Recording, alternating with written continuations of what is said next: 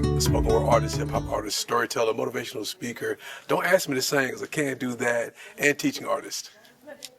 How did you get to this place where you're a storyteller and a spoken art artist? What path led you here?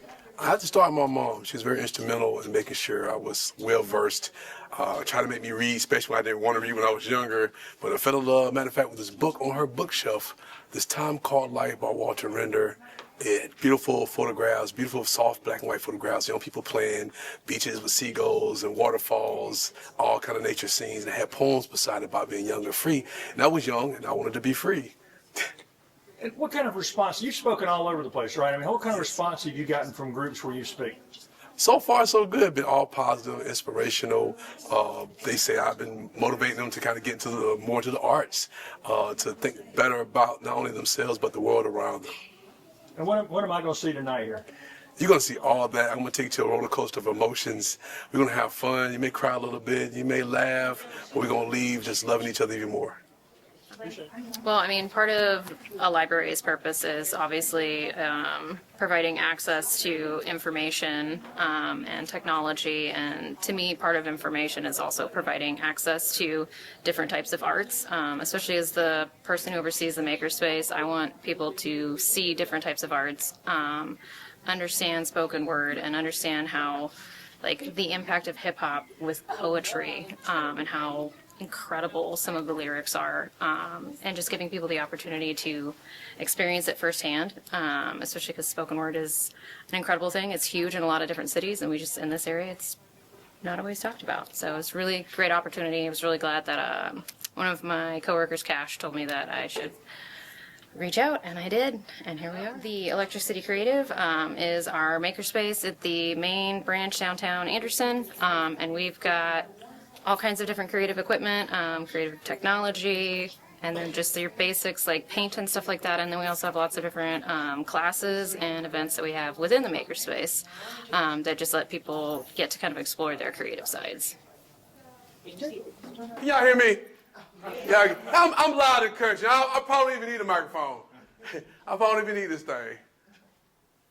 I mean, this just want me for the look. You want me just have it for the look. So we can get good footage, like. All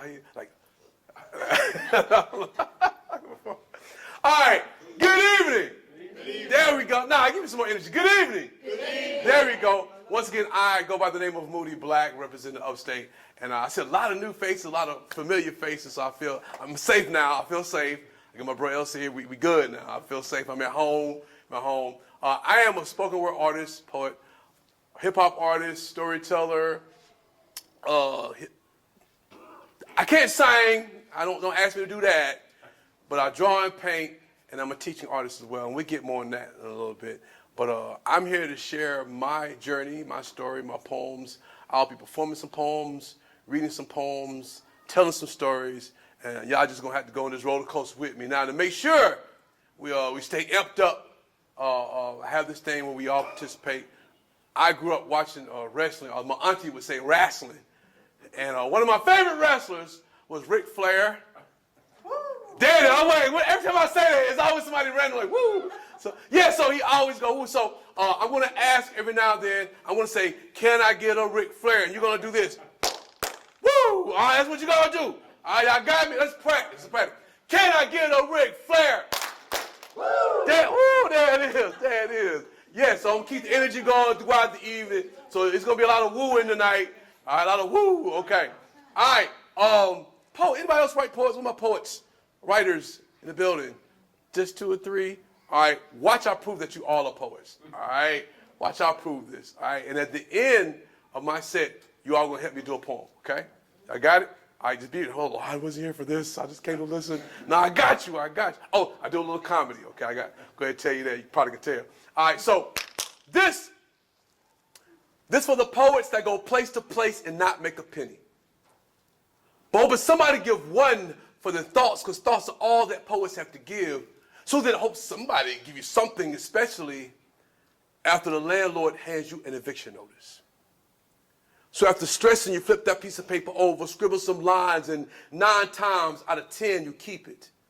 Because you have to deal with both sides of that paper. Now, on one side of that paper is the date where you're going to have all your stuff out that house, but on the other side is a poem. And not just any poem, but a poem becomes a soundtrack to your sanity. Instead of having a nervous breakdown, you broke down your struggles with a pen and set your sadness and sorrows with a stanza or a sonnet in hopes to make tomorrow a better day.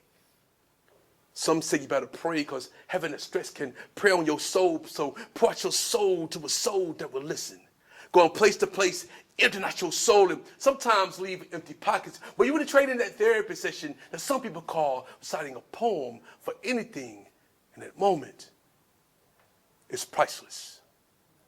This for all those who do not know that they are poets. And at some point in English class, you flip past the poetry section to section yourself away to say, man, poetry ain't for me, or poetry's boring. Those who never seen themselves soaring in the blue skies, resting on white clouds, wearing white tee with all whites and a white fitted hat that reads free. Those who never seen themselves wearing that same outfit on a stage or platform, mic or no mic, only because you never seen yourself. But if you see yourself, you free yourself. Instead of repping your hood, you put on a hoodie, write a poem, make a movement. Because once you see somebody giving their hearts, souls are moving, it don't cost that much to do it. Just go down to the dollar store, get a pack of pens and a composition notebook for $2 and some change for a chance to change somebody's life. And that moment is priceless. And finally, y'all, this is for me. Ever since I was a fetus from Pearl Reba's womb, visualize this day, hoping someone inspire me to write a poem to inspire change in somebody's life, screaming for it to come out, because the only outlet is this poetry when you feel like a penguin without a heart song to your happy feet, moved at the beats and the rhymes of the hopes of having a better day. To write a poem in every debt notification and every bill to the world knows you only owe them the sincerity of your words. In your earlier life, you may have thought poetry was boring. But it take you going some things. Putting it down on paper that you're going to some things to make it all worthwhile. Like poets, we feel like our poems worth millions.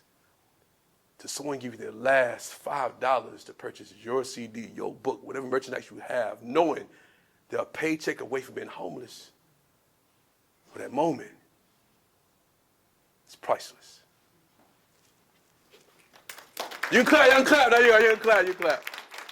Oh, and thanks for reminding me. So I forgot to mention, in our little poetry community, if you hear a line that you like when I perform, you can snap.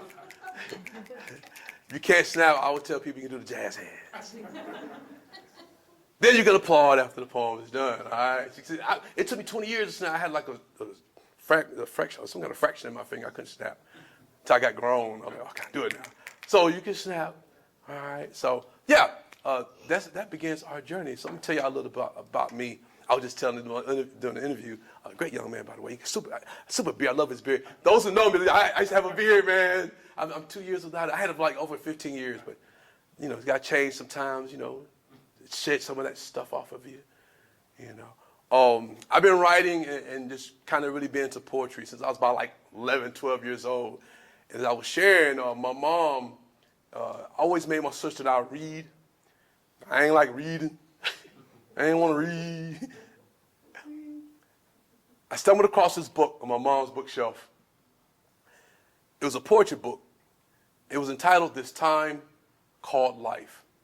It was written by a poet named Walter Render, and I discovered he's in Portland, Oregon. I hope I can meet him. I know he's getting older and sick, and I want to just tell him how much he's been inspiration to me. Reading that book, I opened it. Of course, if you don't like to read, the first thing you look for is pictures. And I'm going to look for the pictures, and there's beautiful black and white photographs of just young people hanging out and playing, and seagulls and beaches and waterfalls, and nature was so beautiful. And it sucked me in, it tricked me. It sucked me in. It was poems beside the pictures. And I ended up reading these poems, and I was hooked. And it was about being young and free. And of course, you're young, you want to be young and free because you get tired of grown folks telling you what to do. So I was one of those kids, but it taught me that I could express myself through the spoken word, through poetry. And I started writing. And of course, when I do Q&A with kids, they always ask me, like, what was the first poem you wrote? I can't remember, but I'm quite sure it's something about hope she liked me, and, you know, roses are green, violets are purple, and stuff like that. But that book did inspire me to go back to appreciate everything my mom was trying to instill. I went back to go back there and read the Langston Hugheses and the Nicky Giovanni's, and I fell in love with E. Cummings and the Walt Whitmans, Robert Frost. I had an appreciation, so I couldn't wait to go to school to share my new love of this thing called poetry. Now, I'm going to give you some background and context. As aforementioned, I'm from Spartanburg, South Carolina. I was born in the country. I was raised in the city, in the hood of Spartanburg, South Carolina. And we didn't talk about poetry in the hood in Spartanburg, South Carolina. And the school that I grew up in was in the hood with 3 different hoods in one school. And when the teacher got to the poetry segment and asked for a volunteer to read a little smaller excerpt of a poem, I was so anxious and excited. And I'm like, me! And I stood up. And look, I'm very Southern, and I talk with a twang sometimes, but I was proud of myself because I read that excerpt with such concision and articulated every word, and I was proud. And I sat down, and everybody laughed at me. Everybody. All of them. And I was confused. I'm like, what are they doing? This is cool. What y'all talking about? It was cool. But my whole junior high school experience, of course, I got middle school now. When I was in junior high school, 7th, 8th, 9th grade, my whole experience was, oh yeah, that's the dude who can draw and paint, but he's weird because he likes poetry.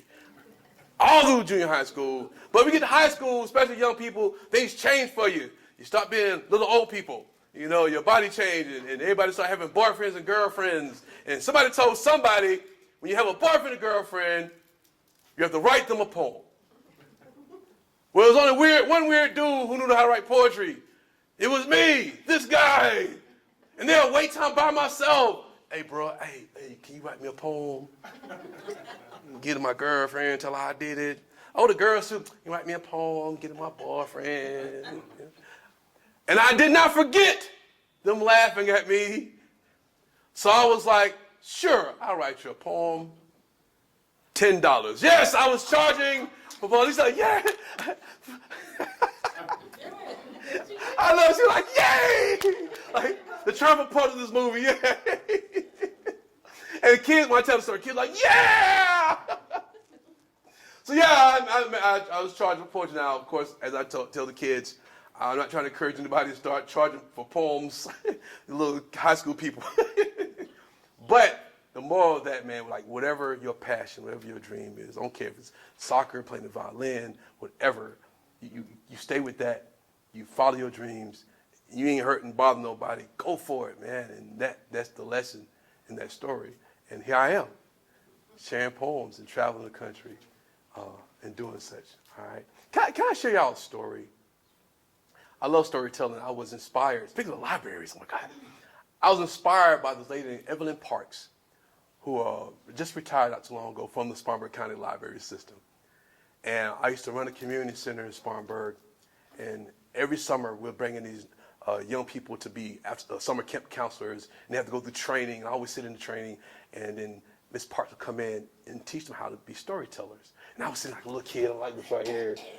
And she would share this story, and I want to share in honor of her the story with y'all. All right, now, of course, through time I modified it, made it my own, but there's 2 critters involved in here. This is where with stories you got to use your imagination, like SpongeBob say. So, so yeah, y'all just bear with me, okay? So, once upon a time, there was this creature named Brer Possum. Y'all know what a possum is. We're in Anderson, South Carolina. I know y'all know what a possum is. So, Brer Possum was a nice, kind, gentle creature, and he loved helping people. Let me pause. For this point, I'm going to really need your help, okay? When I say we running, we're going to hit our thighs like that. We running, all right? Can y'all do that? Like we pretend we running. Okay, y'all hit your, come on, hit your thighs. Like we running. I need sound thunderous. All right, so, boom. When I say running, that's what we're doing. All right, so, back. So, Brer Possum decided to take a walk. He went outside and he started walking. Do, do, do, do, do, do, do, do, do, do. So he walked about 20 or 30 minutes, and all of a sudden you hear a noise. He paused looked around. He heard it again. And he stopped. And on his left was this huge, huge, wide, gaping hole. And he peeked inside that hole. And there was Mr. Snake. Yes. And he said, Mr. Snake, what in the world are you doing down in that hole? And Mr. Snake said, please, help me. Well, Bear Possum's like, are you out your mind? If I help you, you're going to try to bite me. And Mr. Snake said, no, I promise. Now, I told y'all, Bear Possum, he was a kind, gentle kind of creature. He loved helping all the little critters in the woods. So he had to think about it. Okay, I'm going to try to help him, make sure he don't bite me. He looked around. In the far right, there was a long branch that fell off a tree. And he went and got that branch, and he stuck that branch way deep down that hole. I mean, like way deep down in it. And Mr. Snake started wrapping himself around that branch like round and round and round and round. And about halfway up, Bear Possum saw it, and he got that stick, and he got that stick far as he could, and he started running. He's running. Come on, y'all. He's running. He's running. He's running. He's running. He's running. He's running. Stop. Looked around. Coast was clear. And he began on his journey again. Do, do, do, do, do, do, do. Do, do, do, do, do. So he's walking. About 20, 30 minutes go by. And all of a sudden, here's a noise.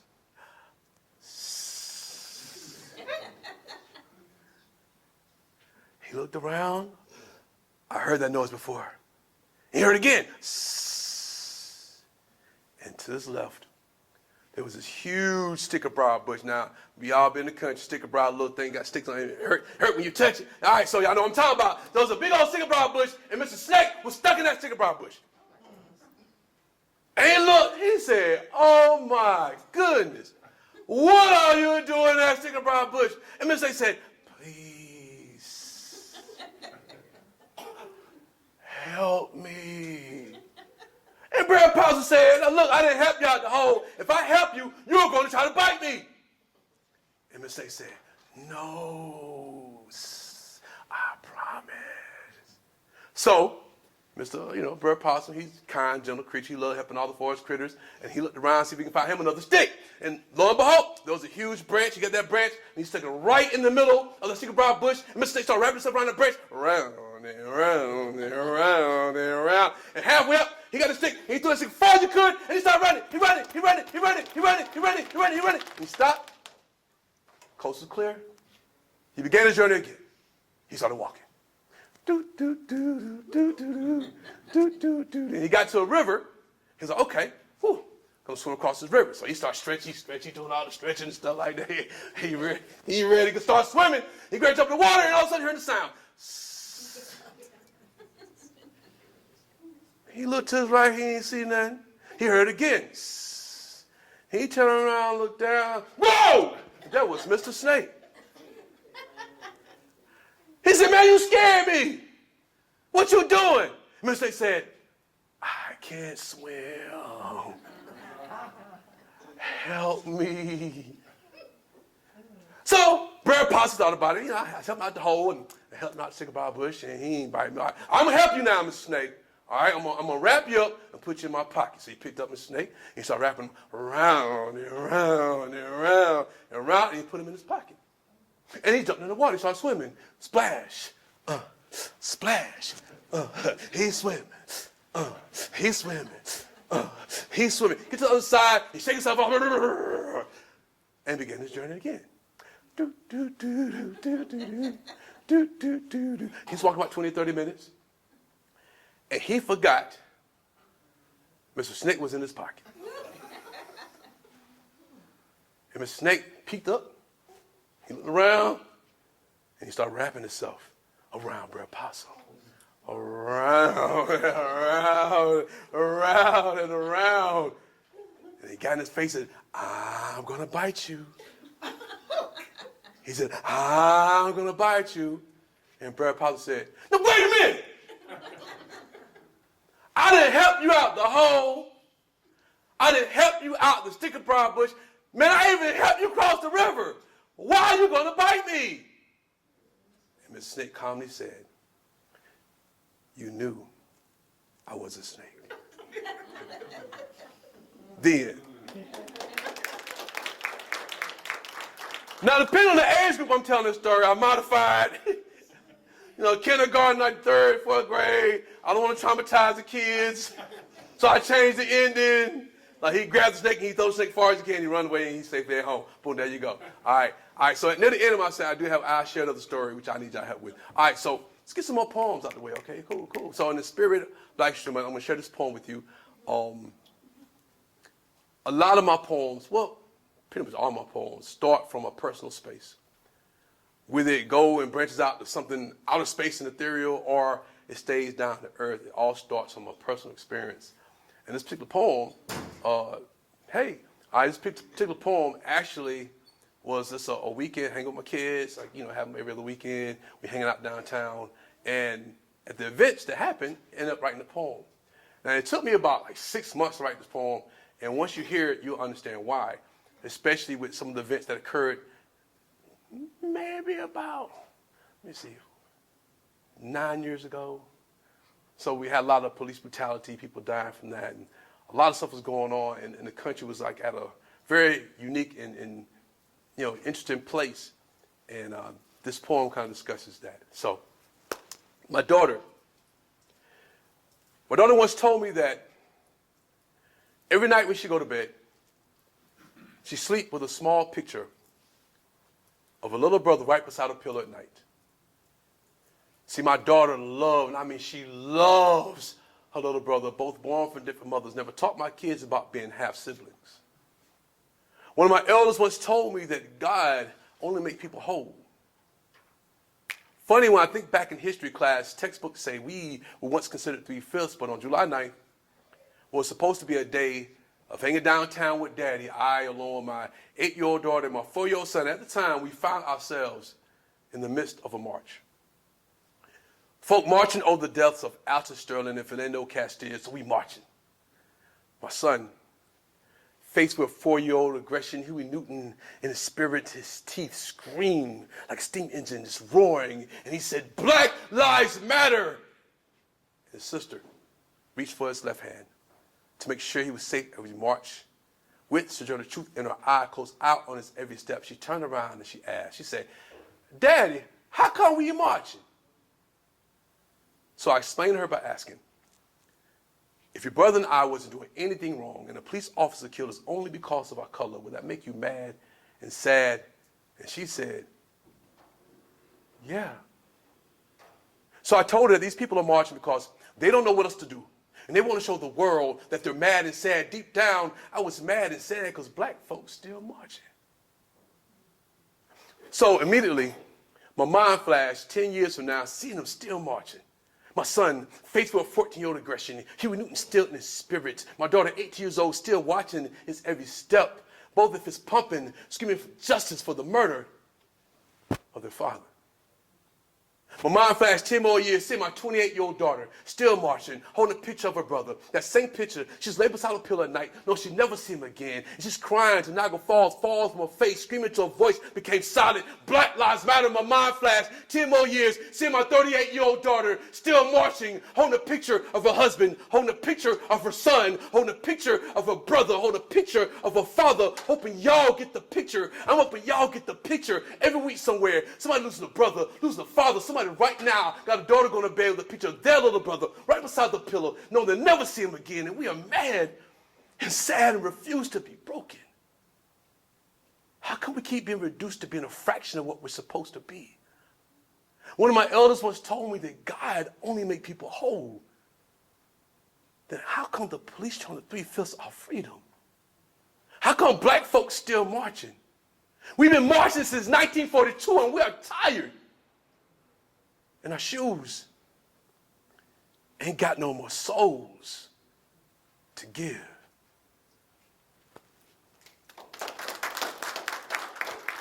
Thank you. So the most interesting part about the Holy Spirit is that it created dialogue for me and my kids. And the biggest takeaway for me was that with anything that we have to start establishing conversations with our young people, because we can guide the change. We can guide how we want this beautiful utopia we really want in our hearts to happen. We have to be that and we extend that with those kind of conversations. And we grow and evolve from them. All right, I'm going to let the air out the room. Here we go. I got you. Don't worry. I got you. Because those who know me, I'm really a silly person. I love laughing. you get around me and we're going to be laughing about something. And I've done millions of open mics and poetry slam competitions. And I think me and LCA have had this conversation. You go to them, you're going to leave drained sometimes. You know, because we have things we're dealing with, especially poets. We put it all out there. But after seeing back to back to back of all that for many of years, you're kind of like, oh. And I'm like, and I look at my poetry community, I'm like, y'all ain't never happy? y'all don't tell stories and crack jokes? I mean, nobody chuckles every now and then? There's not moments in your life with happiness? So I wrote a happy poem. And the funny thing about it, I actually tried it in a slam, because usually, if you ever attend a poetry slam, it's not always competitive, but poets really performing their heart out in these poems, and it's heart-wrenching. But I've never really seen a happy piece score well, which says a lot about us in our society, because we just get people off the street to judge it. So if they're judging a happy poem low, that says something about where we are, that we need to re-examine some things. So I tried this poem that I'm about to perform, and I did well. Matter of fact, it was a competition I'm going to tell you more about in Greenville called Slam Madness. My best friend put it on. It's awesome. And I ended up winning that year. But I knocked out one of these poets with the happy poem. And he got back to me. He was devastated. He was angry because he didn't want to live with the fact that he got beat with a happy poem. And I'm like, what? Like that's like the most despicable thing to lose against. Like, I lost a happy poem. Like, where are we? We got this. Oh, here we go. I'll tell you I'm silly. Y'all ever see poets do this right here? I get real serious. All right, I'm sorry. I'll tell you I'm silly. Here we go. I want to be happy. I want to be happy like a puppy with two tails.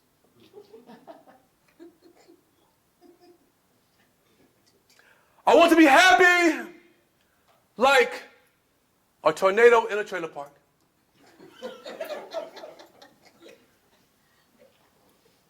A tick on a fat cat. I want to be happy like when my daughter calls and she say, "Daddy!"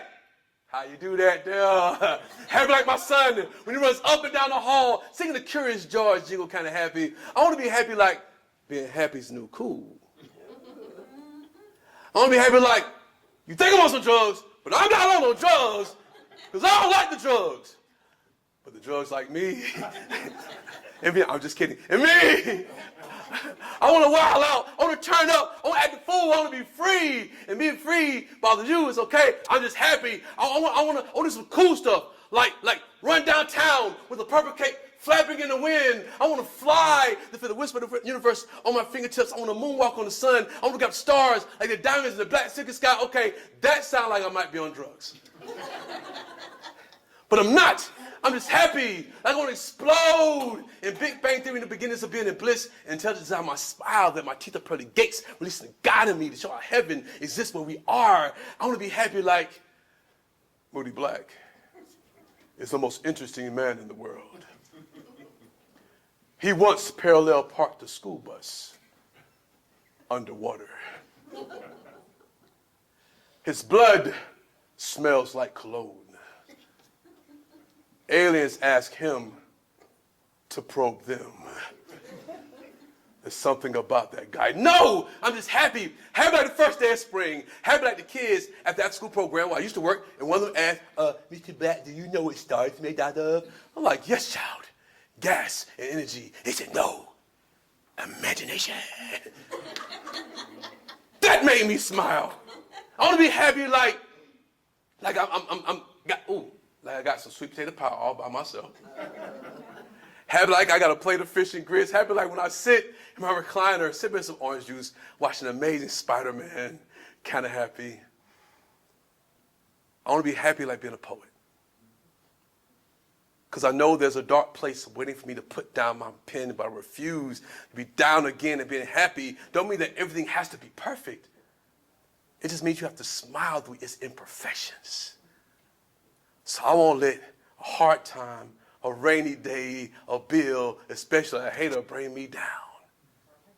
because I'm happy.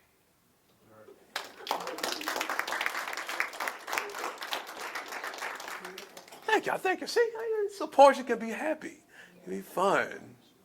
So I tell people, we got all kinds of emotions. You can be angry, or you can be sad, you can be happy, but poetry allows us to express all of that. All right. So quick plug. Once again, I am Moody Black, and my website is www.IamMoodyBlack.com. You can find me on social media at I Am Moody Black. As a matter of fact, every platform you can find me at I Am Moody Black. Come on, I am Moody Black. Hey, I am Moody Black. One time I say I am Moody Black. Now follow me. For real. No, I'm just kidding. All 14. Y'all right. So I have like multiple Facebook pages. It wasn't on purpose. I started with one. Then like more people started following me. I gotta create another page. Then some more people started following me. Then I got a fan page. It's all kind of stuff. So yeah, if you see Moody Black on Facebook, just follow one of them. It's me. I promise you. It's me. If you see this page, it's me. It's not a hacker. I promise. Not this time. It's me. All right. How many of y'all still have like living grandparents? Anybody? Cool. All right. It's about to be a tearjerker. I'm going to tell you. All right. Those who raise your hands, please take the time to really get to know your grandparents. Okay? Do that for me. I don't have any grandparents alive at all. It's been years since like 2013 that my last grandparent was alive. You'll learn more about yourself. You'll learn more about who you are and where you need to go by having those conversations and listening to those stories. Because I know how it is to be a kid. When I was young, here they go, the same old story. Oh, I don't want to hear this, Grandma. I don't want to hear Grandpa. I long for those stories now. So please go sit through it, ask the questions, and you'll discover some things, especially if they know that you're really interested. Because you get older, you're going to talk regardless. Yeah, okay, you listen, I'm going to talk. But especially if they see somebody really want to hear it, or they start really giving more of themselves. So please, y'all, take that time. So my grandma, my granny, we call her Granny. She was 4'11", little bitty old woman, with gray hair and gray eyes to match it. For the most part, she was a quiet woman. Woven deep in a shabby recliner, she was kind of anybody with a smile. That's why I was her favorite grandson, because I always made her laugh. Yet, she was always quiet. Now, it is said that the quiet ones are the ones you got to look out for. So you know. Because in my adolescence, as I got older, I tried to get over and like I know the game. But during the summertime, when we were out of school and Mama had to work, we had to stay with Granny. Now, all the good TV shows came on at 11 a.m. My Granny would wait to watch The Price is Right. I hated Bob Barker. Because whatever channel we had it on, we wanted to stay there. Cartoons, something, anything but The Price is Right. Now, it seemed like my granny was asleep. But it seemed like the clock screamed 11 a.m. And my granny, she'd wake and she'd say this right here, say, "Oh, baby, it's time for The Price is Right." We thought she was taking a nap. But my granny would say, "Every closed eye ain't sleep." I was little, but I knew that was deep. Now, fast forward, all her grandbabies got grown with high levels of education and what some of you may consider a good job. But all of us with our good jobs had to borrow money from Granny from time to time. And when we needed that loan, she would push herself up from that shabby recliner, and with a pigeon-toed stride, she'll creep to a room, to the hiding place where she placed her savings. Now, the only payment plan we had was to come by every now and then and smile with her. And when I didn't have a place to stay, y'all, she said I could always live with her until I get on my feet. Now, fast forward, I got on my feet, got my own place to stay. But soon after, Granny was placed in a nursing home. It didn't feel the same. I didn't feel the same. Because folk don't know that she's seen 33,945 moons, prayed twice as many amens to the hallelujah the sun, that she's seen grands and great-grands and great-great-grands, and she never finished high school or college, but she acquired the knowledge from the school of hard knocks with a major in making sure them babies eat and a minor in making ends meet. But I never wanted to meet the day that she meet her destiny. My mama said she mad because I didn't cry at my grandfather's funeral. So I know she mad because I didn't cry at my grandmother's funeral either. But to keep my sanity, the man in me had to be strong for everyone else. And this poem itself can express how I felt. And I wish that everybody knew how I felt, that every time I got rid of every symbol of a memory, every heirloom, even that old peach crate that left outside for the garbage men to collect, I got and it risked my soul and my heart cries tears that I fill up wishing wells from around the world because she was the world to me. My granny was a poet. I didn't know it till she died, and I did remember when she did speak, it was in a manner of poetry and parables, and she was speaking prophecy that day when I was little, watching The Price is Right. Because she was letting us know she'll always watch over us, because every closed eye ain't sleep.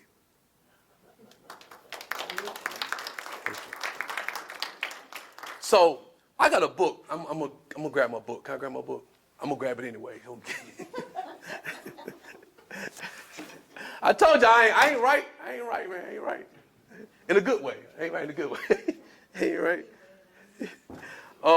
So I have a book that you can order on Amazon. I'm fresh out of copies. As a matter of fact, I'm really upset with Amazon because I ordered a whole batch in December, and every week is like something. It's like, well, the order pushed back. And I gotta wait till like another week to get my books. So I was hoping to have a whole bunch of books here. But two things. I'm taking pre-orders. You want to pre-order it, and once you get in, I can ship it to you. Or you can go on Amazon and you can order it yourself. Hopefully it get there on time. You can download it on Kindle as well. All right. So those are ways you can get it. I want to share. It's called The Other Side of Tomorrow. I've been doing this for a long time. I've had people fuss like, "Hey, where's your book? You got no books? You didn't write a book. Where's your book, Moody?" Every year, "Where's your book, Moody?" So I finally did a book. and I'm happy for it because it's all over the place, kind of like me. So and the structure of it is kind of like, okay, that goes there. And I'm like, you know what? I'm not even going to fix nothing because I like it like that, because it shows not only my imperfections, but it's a symbol of how we can look at our imperfections and find some beauty in it. So I'm hoping that you find some beauty in my book, Other Side of Tomorrow, which is also the name of my one-man stage play that I have. I get y'all signed on my mailing list, and I give you the flyer. I'll be in Albuquerque, New Mexico next month performing it, and I'll be in Spartanburg April 26th. So yeah, and I would love to come to Anderson. We might can do something, y'all. We can hook that up. All right, yeah. So for this poem, I'm gonna need your help. It's called "Been There." And if I said anything that relates to you, I want you to give me a nice subtle Ric Flair. Like, woo! There's a subtle one, not the woo. That's one. Woo! Nice soft one. All right, because this is some situations I've been in, and I like to see that I'm not by myself. Now it may be get kind of deep. I know some people like don't say there ain't room for that. Only people know my business. But nah, man, you'd be surprised. There you go. Don't worry about my business. Woo! But one thing, not only when I'm training poets, but especially even younger people, and I hope that y'all get it too, man, it's nothing to be ashamed of with your struggle, because you'd be surprised how many have been through the same thing that you've been through. Sometimes those things unite us. It shows how human we are. Been there. Been broke. Been broken. Been without lights. Been bargained with due power, many times felt powerless. I'm about to say, I know y'all better warn that. Been homeless. Been slept in car. Been slept at job, on the floor, under desk. Been hungry. Been made sure kids eat before me. Been crying before writing this poem, been kept it to myself. been putting myself in difficult situations, been evicted, been begged for a ride, been without car, been not giving up, been have great support, been believing in myself. Now scratch that, been knowing in myself, been not quitting, been working on me, been trying to figure things out, been regaining my focus, been ready for my blessings, been remembering where I came from, been dreaming about where I'm going, been grinding to make sure I get there. Did I mention that I'm working on myself? Or I've been said that? Well, I say it again. I'm working on myself, so I've been human. Finally realizing that I've been a God, because God has been in me. Therefore, I've been great. And greatness comes from not being where you've been, but remembering where you've been to get where you're supposed to be.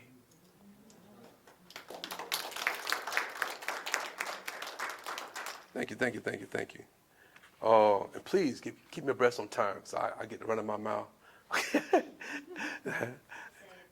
No, we 3 hours in, Moody. Come on now. You want to go home? Okay, all right. So I have some haiku now. If you're not, or need a refresher course in haiku, Japanese form of poetry, traditionally written about spirituality and nature, Americanized is about everything. So this is like about everything. This is entitled Haiku number 36. And it's very short, 17 syllables. Murder was the case. Got grown, became assassin, killed the inner child. That's it. I tell you it's short. I tell you it's short point. I can clap. I can clap for that. Thank you. Thank you. Thank you. Thank you. All right. Also throughout the poem, throughout the book, I have like little quotes from different people. Really, really cool. My favorite one I got from John Stewart. If I can find it. I think I can remember it. But John Stewart said, science and religion are at the mercy of our limitations. I thought it was really deep. Is that my phone? That is my phone. I was like, about to call my, whose phone going off? It's mine. Duke Henry. I like her, right? Duke Henry. I don't want it calling me for. I don't want Duke Henry calling me. Oh, it's on vibrate. Okay. I'm going to put it in my pocket then. I'm sorry. Nah, it's going to feel funny. Put it. And the pocket flash. All right, so this next poem, if I can find it, I have my stuff marked, just talks about just where I was at one point in relationships, even just with a lot of guys. You know, here we go. It's called The Conflict, and you'll see why. Am I less of a hunter if I feel I hunted enough? I'm tired of the blood that's on my hands when I'm no longer thrilled from having the thrill of the hunt. For every leopard that kills a gazelle, there's a broken home created. But the leopard gets to lick his chops, go back to his lair, fantasize of the next hunt. Am I a leopard aspiring to be something that I'll never be? Or am I something greater, pretending to be a leopard? Because I'm not comfortable with these spots. Hey, man. I'm in a different space now. I'm like, I'm trying to find Mrs. Right, and so I can be Mr. Do Right. You like what I did there? I did that. I just made that up. I mean, I'm for real about that. I mean, I'm for real about what I said, but what I said, I just made up. Okay. I don't want to mess up my blessing that might be out there. The mess up like. Oh my God. Oh man. All right, last one. Then I'm gonna perform a few and get out y'all here. Oh, I was trying to find another haiku. I like my haiku. No, that ain't it. That ain't it. Oh, I want to read it. Okay. Anyway, I'm going to read a love poem. I don't have a lot of love poems, and I'm trying to do better. I know. It don't always be my fault now. No, it's my fault.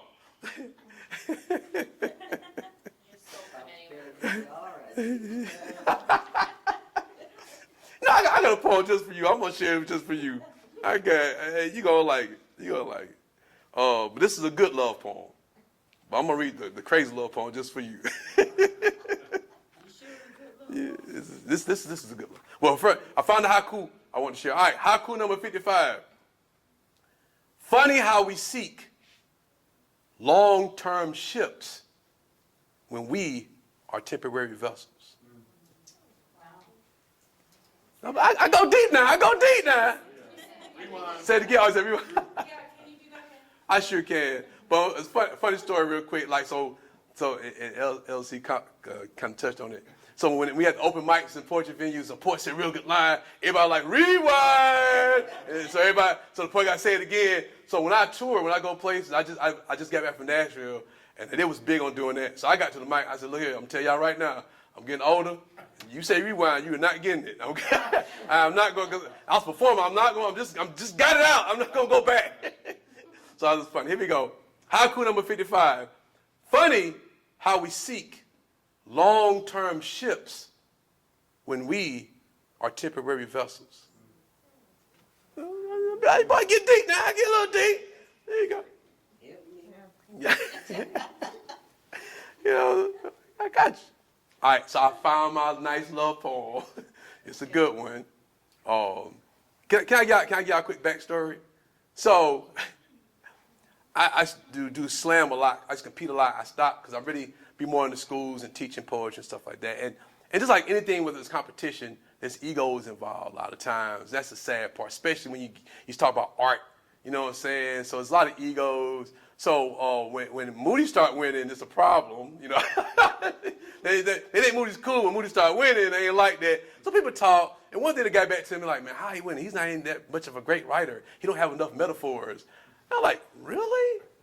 I'm like, okay, all right. I kind of took that to heart, you know, because I like writing down the whole stuff. And here's the reason why. Two things. I was about my early 20s, and I did have a poetry book. I never did anything with it. But at the time, I tried to get it published. I went to this company called Durant's Publishing Company, and they was going to give me a deal, but I had to pay so much money. But I was proud of that book, and I gave it to my mom. I said, Mom, read this. I want to know what you think. And it took like a week or so. I'm just waiting on it. I ain't ready yet. You know, she's working, whatever. Then finally, she's like, I read your book. And I already knew right then and there when she said it like that. She said, I read your book. What you think? It's all right. You know. She was like, I ain't understand some of the stuff you talking about. It's way out there. And right then and there, I was like, okay, maybe I'm too ethereal. Let me tone it down. But I knew I was doing the right thing with my poetry. Some of the poems you heard, I was at a show in Columbia, South Carolina, probably about 10, 12 years ago. And it was like a huge skating rink. This lady put on a big poetry extravaganza. And it was skaters, and it was crazy. But they had a kitchen. And I went to give me something to eat after my set. And it was an old lady. She was like, I love what you did. You know, I was ordering my food. And she said, I ain't understand what everybody else was talking about. But I understood what you were saying. And that meant something to me. More than anybody else's criticism, anything else. When somebody reminded my grandma and said they loved what I said, that meant something to me. So this poem has a lot of metaphors. Because I was being petty. For those who say I don't have metaphors. So this poem is called Home. And you know, people say home is where the heart is. Or love is a house. So I just use that metaphor to explain love. Here we go. Home. We are the hardwood floors, the bookshelves, and the books containing new thoughts and classic feelings. The lace curtains, the fireplace, the wine glasses, so each toast is a kiss. We are the incense burning to create an aura of love. We are love spiraling around the room. We are the fragrance of perseverance. Seeping in the walls, we are the walls that create many rooms. We are the rooms decorated with new beginnings. Picture frames filled with family portraits. When we're together, we make family. This is how the frequency of connection works. This is how love beckons us to form, to be foundation, to make the steps, to take the steps. We are the front door made to open minds. We are the front and back porch because we like it both ways. We are the roof catching teardrops from clouds. We are the buckets catching teardrops from leaks in the ceiling because no roof is perfect. So we are occasionally allowed to do that. We are every nail and every brick imperfectly placed around the foundation. We are even the bathroom. Because sometimes we got to flush out what we don't need. We are the stove, the sink, the refrigerator, the dining room table, a place where our souls can prepare and consume. We are the carpet in the living room with a candle lit and the television showing SpongeBob. We are every light bulb that may not be screwed in too tight, but we give each other the light we need. We are all we need because we are home. Thank you. So the book, Other Side Tomorrow, check it out. Or hit me up if you want to do a pre-order. I got you. All right. So I do a little bit of hip hop as well. I do have my music on Spotify, Apple Music, Bandcamp, SoundCloud, all those streaming platforms. Me and LC have collaborated several times, man. Very dope musician. So y'all make sure y'all follow him too. He's dope. He's awesome. One of my favorites. I'm a fan. He's not just my friend. I'm a fan. So yeah, you can check out my music. So I'm gonna do a verse if that's okay. I'm gonna do one of my songs. Now, for those who may not I don't like rap. I got you. I got you. All right. Because I take pride in what I write. I try to be creative. So this is a verse from a song I called Watch Me. And basically just telling people despite your criticisms, I'm going to be successful, whatever that means to me. And if you don't believe me, watch me. I'm going to show you. Pretty much it is. So but I got a lot of slick stuff in it. I'm very proud of this verse. So, and I'm a slow roast it for you. I'm a slow roast it. Some folk want to talk about me like I'm on the road with chalk around me. Ever since I came in, they tried to out me. Without a doubt, they tried to doubt me, so I look alive. I'm rejuvenated. I make cash money like Juvie made it high. Now check your optics. When I spot up by Jackson Pollock, I'm Ernie Barnes when I stretch my arms. When it rain, I test the storm. And it pass with flying colors, so I spread wings and fly above it. That's why I love it. Ain't that the truth? I'm a bee in the boot, and a long in the toot, and a gray in the face, and a box with a suit. But until that day, I'm a fox in the coop. Woo! And I hope y'all get it. Sometimes I'm over your head like a fitted with fitting just right. I know I got a right, so I get on the mic just to make a better life, And now I'm going to live it. Want to see Moody Black, better buy more tickets. I'm a go-getter because I go get it. Want to book Moody Black, better write more digits done put in the work. Now my price is up. It came from the dark, now the lights is up.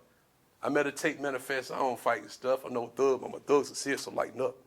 I don't talk it, I live it. Cause I see my dreams so vivid. So y'all better not blink, y'all miss it. Cause when they come to get in mine, I'ma get it. Watch me, I don't talk it, I live it. Cause I see my dreams so vivid. So y'all better not blink, y'all miss it. Cause when it come to get in mine, I'ma get it. Watch me.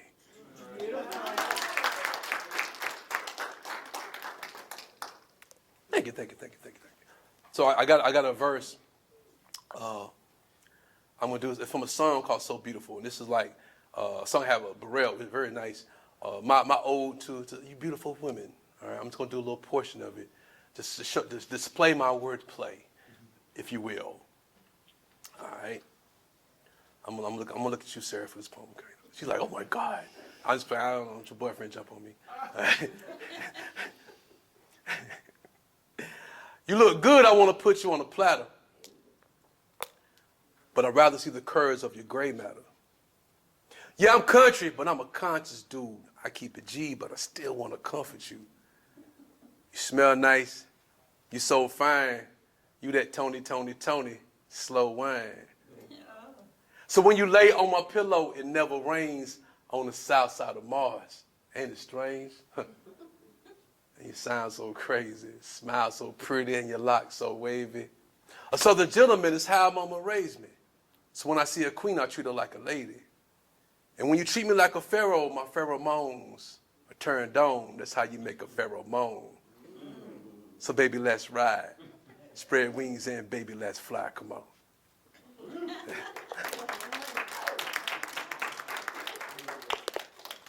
All right, so I'm looking at the clock. Okay, is that clock right? Yes. Okay, cool. All right, so one more poem, one more story. Then if you have time for any Q&A, you can have questions. I love the answer. All right, cool? It's cool. All right, let me do the story first. Then the poem, y'all gonna help me with. Matter of fact, y'all gonna help me with both of them, okay? Now, this is one of my favorite stories to tell. And I always preface this by I'm getting older, so it's some parts I may forget. So I'm gonna need y'all to help me with. Okay? All right, so just follow along. All right, so once upon a time, there was this fly. And he decided to clean his house a Saturday, like we normally do. We clean our houses on Saturday, most of us anyway. He just dusting things. And he dusted his big old vase, and he turned around, the vase was wobbling, and it fell down and hit him in the head. And he woke up, oh God, head throbbing. And all of a sudden, he was like, oh my God, what's my name? He forgot his name. So he decided to buzz out the house and go find a neighbor, somebody who could help him remember his name. And he looked to the far right, and there was an old lady sitting under a tree. He flew to the lady. Zzz. He said, excuse me, what's my name? The old lady turned around and said, well, sonny, I don't know your name. But you go down that hill there, my son holding the axe because he was chopping some trees down there. He might can help you out. And the fly said, okay, thank you. And he flew down the hill. Even the little boy said, excuse me. I asked the old lady under the tree, and she told me to ask you, what's my name? The little boy said, gee, mister, I don't know. But you can ask my axe, and he might can help you out. And the fly said, okay. He flew down to the axe. He said, excuse me. I asked the old lady on the tree, who told me to ask her son, who told me to ask you, what's my name? And the axe said, oh, son, I don't know. But I just got through chopping some tree branches from the tree over there. I asked him. And the fly said, okay. I asked the tree. Thank you. He flew to the tree. He said, excuse me. I asked the old lady on the tree, who told me to ask her son, who told me to ask the axe, who told me to ask you, what's my name? And the tree said, well, I do not know your name, but there's some birds sitting on top of me. You can ask the birds. And the fly said, okay, thank you. And he flew to the top of the tree.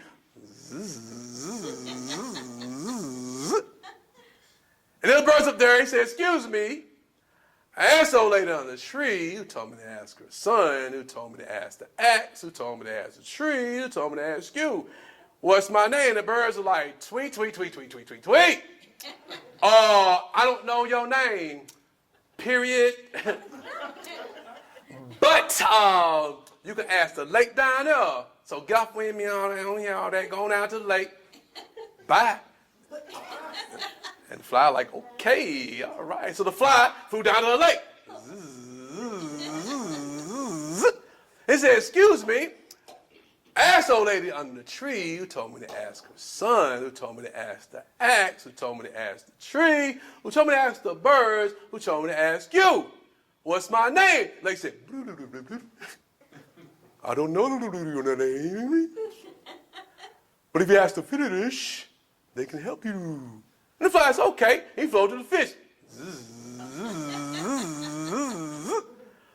He said, excuse me. Now, y'all help me out. I can't remember all this now. He said, I asked the old lady on the tree who told me to ask son, who told me to ask axe, who told me to ask tree, who told me to ask, who told me to ask, who told me to ask you, what's my name?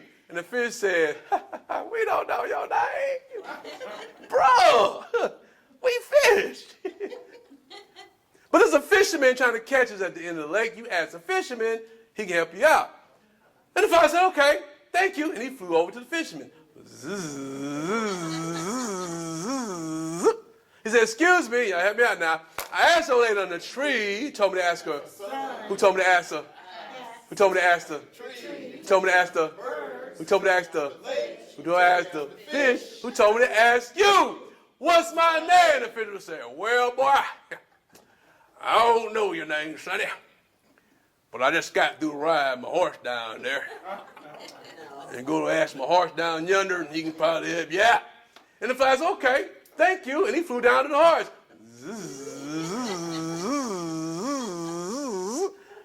He was in the horse and said, excuse me, y'all help me out now. He said, I asked old lady on the tree who told me to ask her. Who told me to ask her? Who told me to ask her? Who told me to ask her? Who told me to ask her? Who told me to ask her? Who told me to ask? Who told me to ask you? What's my name? And the horse said, brr. I don't know your name. But if you ask my baby horse, she can help you out. And the fly said, okay, thank you. He flew down the baby horse. He said, excuse me, y'all help me out now. He said, I asked old lady on the tree who told me to ask her. Who told me to ask her? Who told me to ask her? Who told me to ask her? Who told me to ask her? Who told me to ask her? Who told me to ask her? Who told me to ask? Who told me to ask you? What's my name? And the baby horse smiled. Baby horse said, of course I know your name. You are Mr. Fly. And the fly said, oh, duh, that's right. I'm Mr. Fly. And the fly smiled. The baby horse said, thank you. And the fly flew home to live happily ever after. The end. All right. See, I knew y'all was a good crowd. We can have some fun. Have some fun with y'all. I appreciate y'all. Y'all are so awesome, man. Y'all are awesome. I love it. I love it. I love it. All right, last poem. Then we have time. Y'all can ask me whatever you want to ask me. Now, once again, don't be mad. I'm going to need your help. I told y'all going to help me with this poem. All right, see, I thought I was joking. But here's how it's going to work. I'm going to start the poem off. I'm going to freestyle. And all I need you to do is yell out a word. I'm going to take your word and weave it inside the poem. Okay? Now, here's a couple of rules. Because I'm different cities, they don't be listening. I'm trust my hometown be listening. All right? I'm going to start it off. You are going to yell some words at me. I say because every city I go to, I'm like, I start off, and they just be listening. Wow. And I'm going, wait. I'm like waiting for some word. They're like, so it's going to work when you throw words at me. Last rule, second last. If you thought a word, a big old word I don't know the meaning of, I'm going to ignore you. I'm a very intelligent guy, but some things I don't know. I've had people try to mess with me. Supercalifragilistic. I'm not doing it. And lastly, y'all have fun. Here we go. All right. Let me start first. Let me start. Here we go. I didn't know what to expect. I looked out my window, rain falling to the ground, but I heard the sounds of nature that kept me calm. And deep down, I think I just really want to be calm. Eagle. To find peace. To soar in the sky like an eagle, to feel the clouds against my wings so I can soar, to find some kind of happiness. Freedom. To be in bliss. And to be truly blissful, you got to have freedom. To fly free, to soar, to know that there's a sun I can adore, to know that there's a better day. Humanity. Despite how it's raining, despite how people complaining, despite everything that's going on, I still believe in humanity. Butterfly. I still know that if we keep our sanity, to stay grounded, meditate, be an eagle, fly, you know that we all can find a flower to go to and be a beautiful butterfly, perched on it, ready to flap its colorful wings to sing a new song of serenity. I just know that humanity will not fail. I know that we will prevail, and sometimes we're looking for a leader, but really if you look inside ourselves, there's joy there. There's a calming spirit if you listen to it. Allow it to speak. What Stephen Biko say, each one teach one. And we can do that, where we can look up to the sun Fly like an eagle, soar, feel the wind, and find the bliss in just being able to exist. And there's a list of things I could mention, but one stand prominent. Love. Love of yourself. When you love yourself, you love the person right beside you. That person who's a beautiful butterfly, who can soar just like the eagle, flying free, knowing there's bliss in every sway of its wings. Know there's a wind that transcends way beyond the feelings of our skin, because it's just skin. But if you look within, that's how we can win. When we go with the wind, then we can go away with the wind.